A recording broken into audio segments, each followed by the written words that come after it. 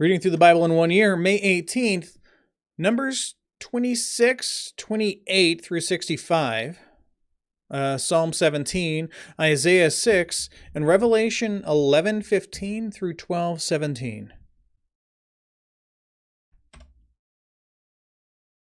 The sons of Joseph, according to their clans, Manasseh and Ephraim. The sons of Manasseh, of Machir, the clan of the Machirites, and Machir or Maker, was the father of Gilead. Of Gilead, the clan of the Gileadites. And these are the sons of Gilead.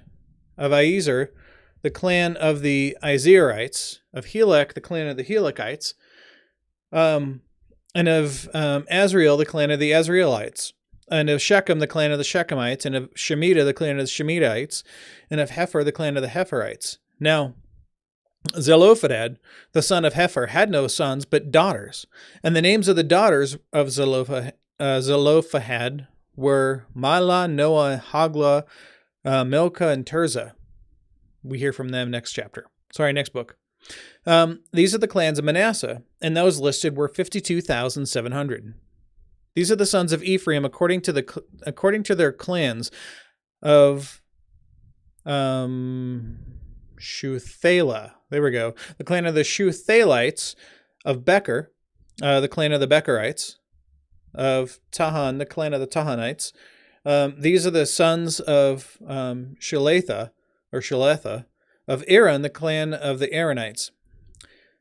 And these are the clans of the sons of Ephraim as they were listed, 32,500. These are the sons of Joseph according to their clans. The sons of Benjamin according to their clans, of Bela, the clan of the Balites, of Ashbel, the clan of the Ashbelites, of Ahiram, the clan of the Ahiramites. There we go. Of Shephupham, the clan of the Shephuamites. There we go. Of Hupham, the clan of the Huphamites.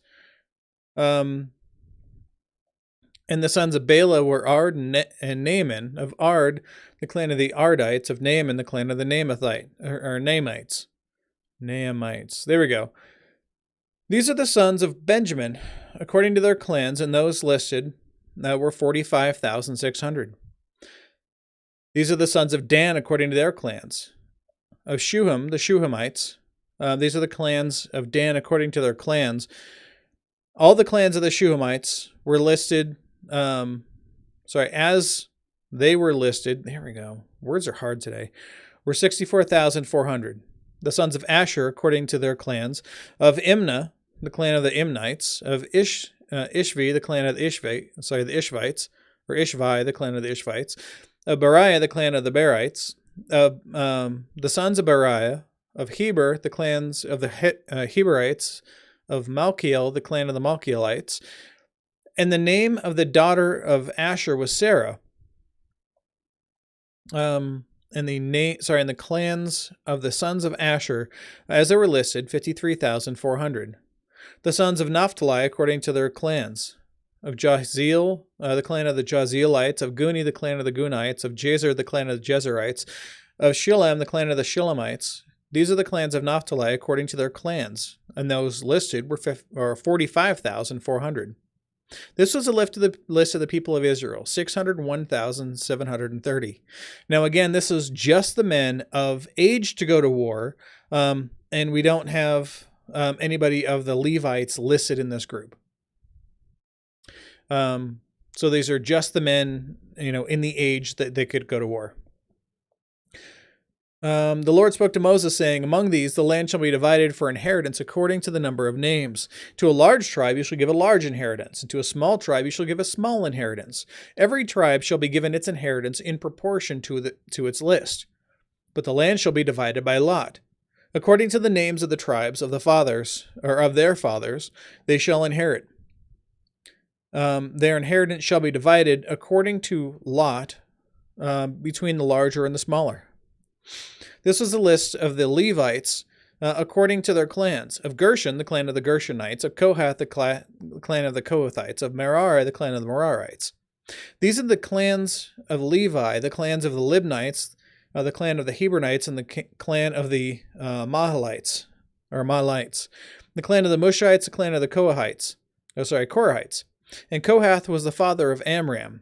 The name of Amram's wife was Jochebed, the daughter of Levi, who was born to Levi in Egypt. And she bore to Amram Aaron and Moses and Miriam their sister. And to Aaron were born Nadab, Abihu, and Eleazar in Ithamar. But Nadab and Abihu died when they offered unauthorized fire before the Lord. And those listed were 23,000 from every male from a month old and upward. For they were not listed among the people of Israel, but there was no inheritance given to them among the people of Israel. These were those who,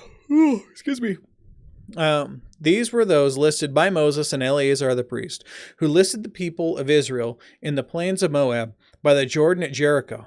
But among these there was not one of those listed by Moses and Aaron the priest, who had listed the people of Israel in the wilderness of Sinai. For the Lord had said to them, "They shall die in the wilderness." Not one of them was left, except Caleb the son of Jephunneh and Joshua the son of Nun. Now Psalm 17. In the shadow of your wings, a prayer of David. Hear a just cause, O Lord, attend to my cry. Give ear to my prayer from lips free of deceit. From your presence let my vindication come. Let your eyes behold the right. You have tried my heart. You have visited me by night. You have tested me, and you will find nothing. I have purposed that my mouth will not transgress. With regard to the works of man, by the word of your lips, I have avoided the ways of the violent. My steps have held fast to your paths. My feet have not slipped. I call upon you, for you will answer me, O God. Incline your ear to me. Hear my words. Wondrously show your steadfast love, O Savior of those who seek refuge, from the adversaries at your right hand. Keep me as the apple of your eye. Hide me in the shadow of your wings from the wicked who do me violence, my deadly enemies who surround me. They close their hearts to pity. With their mouths they speak arrogantly. They have now surrounded our steps. They set their eyes to cast us to the ground. He is like a lion eager to tear, as a young lion lurking in ambush. Arise, O Lord, confront him, subdue him. Deliver my soul from the wicked by your sword. From men by your hand, O Lord. From men of the world whose portion is in this life. You fill their womb with treasure, and they are satisfied with children, and they leave their abundance to their infants. As for me, I shall behold your face in righteousness. When I awake, I shall be satisfied with your likeness. Now Isaiah 6.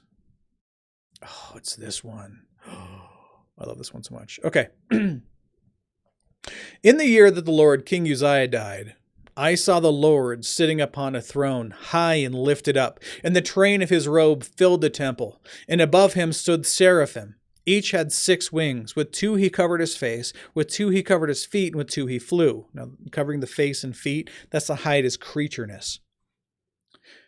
And one called to another and said, Holy, holy, holy, the thrice holy God, is the Lord of hosts. The whole earth is full of his glory.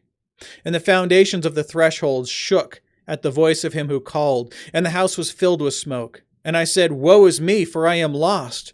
For I am a man of unclean lips, and I dwell in the midst of a people of unclean lips. For my eyes have seen the King, the Lord of hosts. So when you hear some health and wealth preacher saying that they, sat down in a Bojangles and had them a conversation with Jesus, no. This is what it looks like. Then one of the seraphim flew to me, having in his hand a burning coal that he had taken with tongs from the altar. And he touched my mouth and said, Behold, this has touched your lips. Your guilt is taken away, and your sin atoned for. And I heard the voice of the Lord saying, Whom shall I send, and who will go for us? Then I said, Here I am, send me. And he said, Go and say this to the people.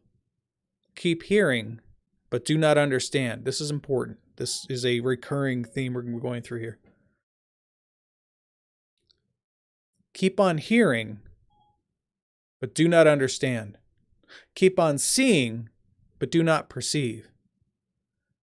Make the heart of this people dull. their ears heavy, and blind their eyes, lest they see with their eyes, and hear with their ears, and understand with their hearts, and turn and be healed. Then I said, How long, O Lord? And he said, Until cities lie waste without inhabitant, and houses without people, and the land is a desolate waste, and the Lord removes people far away. And the forsaken places are many in the midst of the land. And though a tenth remain in it, it will be burned again, like a terebinth or an oak, whose stump remains when it is felled. The holy seed is its stump. Now, Revelation 1:15 through 12:17. Finally, the seventh trumpet. I say that because it was a chapter and a half building up to this. Then the seventh angel blew his trumpet, and there were loud voices in heaven saying, The kingdom of the world has become the kingdom of our Lord and of his Christ, and he shall reign forever and ever. And the 24 elders who sit on their thrones before God fell on their faces and worshiped God, saying, We give thanks to you, Lord God Almighty, who is and who was, for you have taken your great power and begun to reign. The nations raged, but your wrath came, and the time for the dead to be judged, and for rewarding your servants, the prophets and saints, and those who fear your name, both small and great, and for destroying the destroyers of the earth. Then God's temple in heaven was opened, and the ark of the covenant was seen within his temple. There were flashes of lightning, rumblings, peals of thunder, an earthquake, and heavy hail. Now, this part gets confusing. We're just going to start with that. I'm going to read the note on this here because this part is really kind of important to get through it. So the woman's description is a great sign in heaven, and her clothing, sun, moon, and 12 stars, show that she symbolizes Israel. So the woman symbolizes Israel. The great red dragon is Satan, right? You'll see it. And then the male child, the one that is born, that is the Christ. I'm throwing this in ahead of time so you know what we're talking about. So the woman symbolizes Israel. She's giving birth to Christ, and then Satan is going to try to destroy it. It'll make sense. And a great sign appeared in heaven, and a woman clothed with the sun, with the moon under her feet, and on her head a crown of 12 stars, the 12 patriarchs. She was pregnant and was crying out in birth pains in the agony of giving birth. Again, this is Jesus coming through the tribe of Israel. Even if they had, become largely apostate at that point, it doesn't matter because God was still having his, Jesus was having, was going to be, Jesus was going to be born through the people of Abraham, right? Through the people of his promise, as he said was going to happen. And another sign appeared in heaven. Behold, a great red dragon with 7 heads and 10 horns, and on his heads 7 diadems. A diadem is a crown. His tail swept down a third of the stars of heaven and cast them to the earth. And the dragon stood before the woman who was about to give birth, so that when she bore her child, he might devour it. She gave birth to a male child, to one who is to rule all the nations with a rod of iron, Jesus. But her child was caught up to God and to his throne. And the woman fled into the wilderness, where she has a place prepared by God, in which she is to be nourished for 1,260 days. Now, war arose in heaven. Michael and his angels fighting against the dragon, and the dragon and his angels fought back, but he was defeated, and there was no longer any place for them in heaven. And the great dragon was thrown down, that ancient serpent, who was called the devil and Satan, the deceiver of the whole world. He was thrown down to the earth, and his angels were thrown down with him. And I heard a loud voice in heaven saying, Now the salvation and the power and the kingdom of our God and the authority of his Christ have come. For the accuser of our brothers has been thrown down, who accuses them day and night before our God. And they have conquered him by the blood of the Lamb and by the word of their testimony. For they are starting over. For they love not their lives, even unto death. Again, your life meaning your life here on earth in this temporal realm until you actually physically die when you're with Christ forever. We're not supposed to be focusing on the life that we have here, right? We're not supposed to be trying to preserve what we have because everything we have here is going to be burned up eventually. Right? When you die, even what you give to your children will largely be worthless. So we're supposed to live our lives now, not for ourselves, not living for our best life now. Our best life is the one that's coming to us in heaven with Christ. So what we do instead is we focus all of our attention on serving God and serving those in the community of faith. All right, let's go on. Rejoice, therefore, O heavens, and you who dwell in them. But woe to you, O earth and sea, for the devil has come down to you in great wrath, because he knows that his time is short. And when the dragon saw that he had been thrown down to the earth, he pursued the woman who had given birth to the male child. But the woman was given 2 wings of the great eagle, so that she might fly from the serpent into the wilderness, to the place where she is to be nourished for a time, and times, and half a time. The serpent poured out water like a river out of his mouth after the woman to sweep her away with a flood. But the earth came to help. So I came to the help of the woman. And the earth opened its mouth and swallowed up the river that the dragon had poured out from his mouth. Then the dragon became furious with the woman and went off to make war against her offspring, on those who keep the commandments of God and hold to the testimony of Jesus. And he stood on the sand of the sea. I'm going to read the note on this because it really does make sense when we kind of go through this. So I'm going to roll back to the 2 wings of the great eagle. The metaphor of the Exodus, right, becomes an image of God's care for his church, exposed in the wilderness, yet guarded and nourished in its pilgrimage. A time, times, and half a time. This half sabbatical period. Remember, the sabbatical period is 7 years, right? Also driven from 7 days. We also had these 7 years between, anyway, we'll go into that later. It was derived from Daniel 7:25, and it signifies the brevity of the saints' suffering and of their persecutors' power. We know that it's limited. They can only do so much. We're not to worry about those who can kill the body, but then can do nothing else. We worry about him who can kill the body and then destroy the soul. In the water like a river, the serpent tries to destroy the people of God by lies and false teachings from his mouth, as it has deceived Eve.